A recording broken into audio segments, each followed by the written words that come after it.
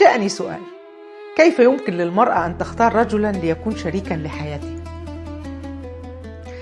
الرجل المجروح يريد امرأة لمداواته.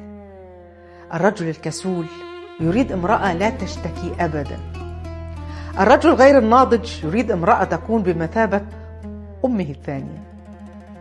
الرجل العنيف المؤذي يريد امرأة لا تفكر أبداً في نفسها.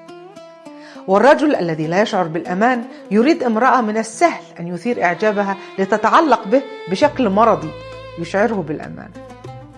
والرجل الذي يكرس حياته للعمل وتحقيق المزيد والمزيد من النجاحات والأموال فهو يريد امرأة تكرس حياتها لرعايته ورعاية بيته وأبنائه. في حين أن الرجل المخلص يريد امرأة يثق بولائها وإخلاصها مهما حدث. أما الرجل النبيل فيريد شريكة للحياة. لذلك في أي وقت تفكري فيه في اختيار شريك للحياة، فكري في نوع المرأة التي يريدها أن تصبح عليه في حياته، ثم قرري: هل يمكنني أن أكون هذه المرأة له؟